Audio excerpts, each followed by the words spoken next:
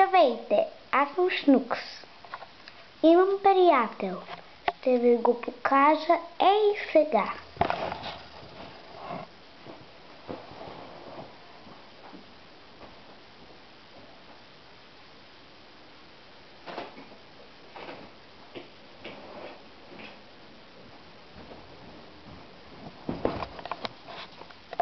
Това е бебето Янче.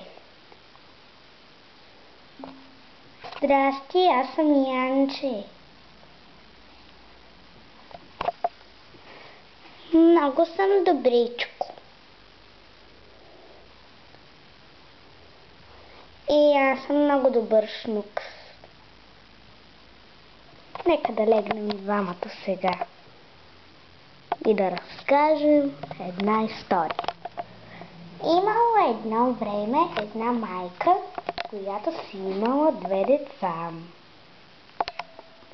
Тази майка много обичала тези деца. И веднъж им казала: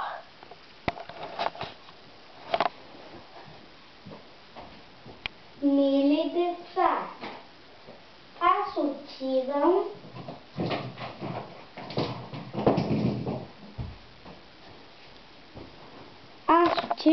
да взема храна.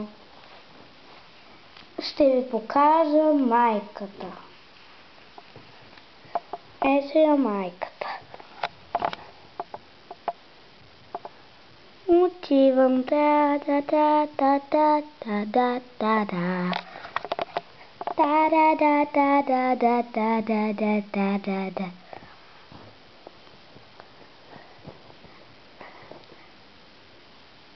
Тя имала, нали ви казах, 2 деца. Те били момчета. Бочко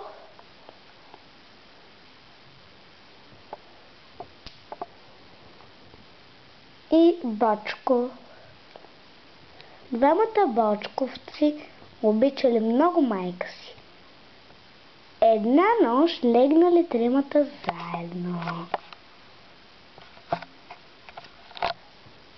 Жълтият Бочко казал: братче, мамо, не се чувства много добре. Зная, братко. Не, напротив, чувствам се много добре, казала майка. И знаете ли как се казвала фамилията им? Фамилията им била Магноменови. Добре. Сега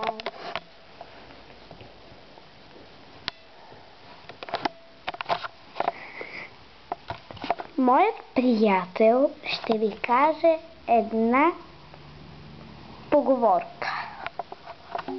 Той си е измислил. Бебетата плачат, а големите реват.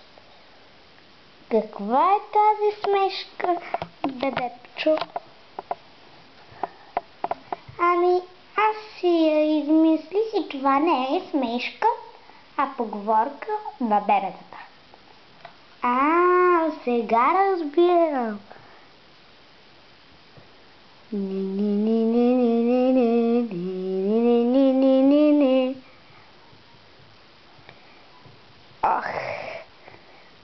Аз съм новородено бебе, не разбираш ли?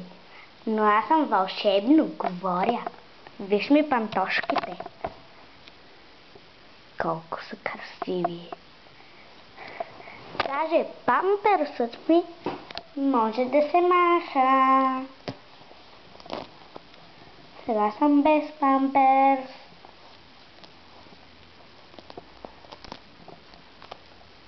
А сега съм. Така. Аз ще легна в теб. Тежиш ми. Сериозно. Аз съм мек. За себе си, но не и за мен. Виж какво ще ти кажа сега на бебешки език.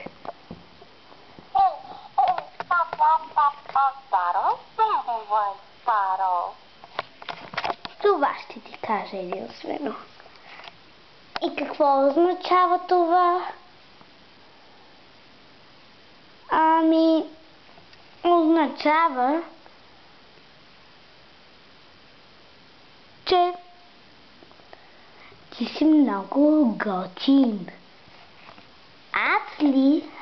Аз, след като направих всичко това за теб, ти така ми се отблагодаряваш, като ми казваш, че съм готин. Не, просто ти си готин, брато. Сега ще ти разкрия самоличността си. Аз съм момиче, казах, че съм момче. Добре, вече те разбрах.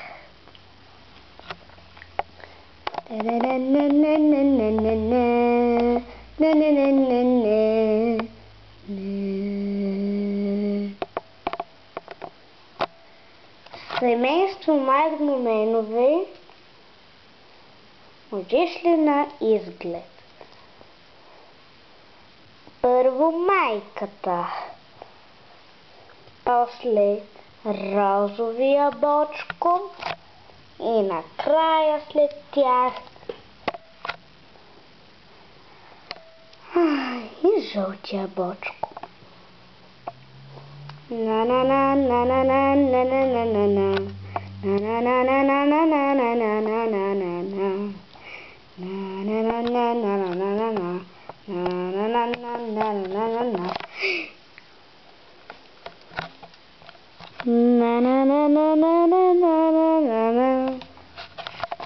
Вижте му усмивката на този бач. Така. Семейство Бочкови, като отишли на изглед, и майката им казва: аз отивам за гъби. Вие стойте тук.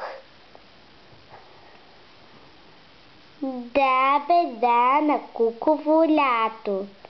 Да, наистина, мамо, до кога ще правим така? До когато ви казвам, деца. И край. Ще следва продължение.